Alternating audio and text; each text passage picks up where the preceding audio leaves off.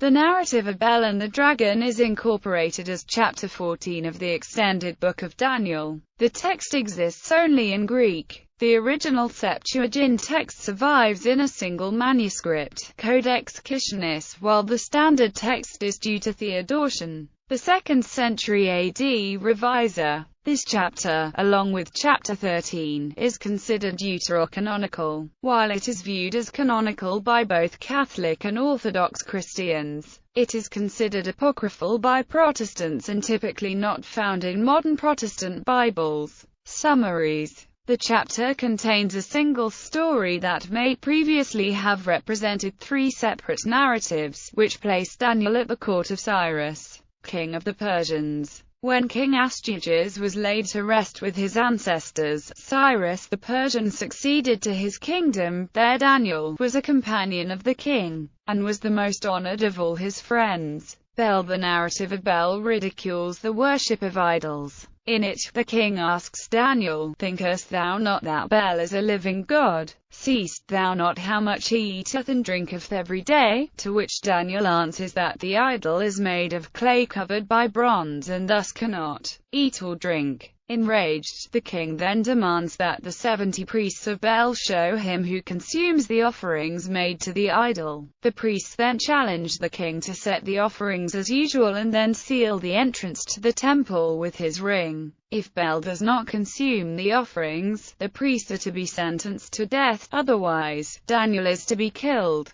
Daniel then uncovers the ruse and shows that the sacred meal of Bel is actually consumed at night by the priests and their wives and children, who enter through a secret door when the temple's doors are sealed. The next morning, Daniel calls attention to the footprints on the temple floor. The priests of Bel are then arrested and, confessing their deed, reveal the secret passage that they used to sneak inside the temple. They, their wives and children are put to death, and Daniel is permitted to destroy the idol of Bel and the temple. This version has been cited as an ancestor of the locked room mystery. The dragon. In the brief but autonomous companion narrative of the dragon, there was a great dragon, which they of Babylon worshipped. In this case the supposed god is no idol, but an animal. However, Daniel slays the dragon by baking pitch, fat, and hair to make cakes that cause the dragon to burst open upon consumption. In other variants, other ingredients serve the purpose.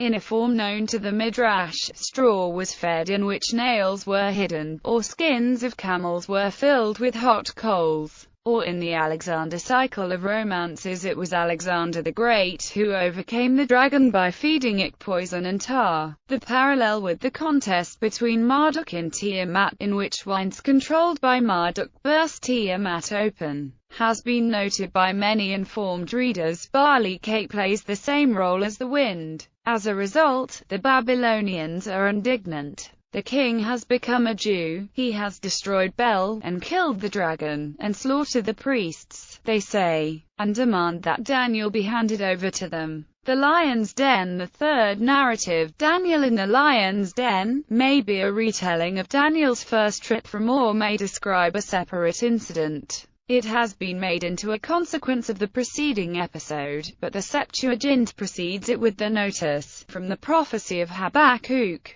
son of Joshua, of the tribe of Levi. Daniel remains unharmed in a den with 7 lions, fed by the prophet Habakkuk, who was taken to the lion's den by an angel. Upon the 7th day the king went to bewail Daniel, and when he came to the den, he looked in, and behold, Daniel was sitting. Then cried the king with a loud voice, saying, Great art thou, O Lord God of Daniel, and there is none other besides thee. And he drew him out, and cast those that were the cause of his destruction into the den.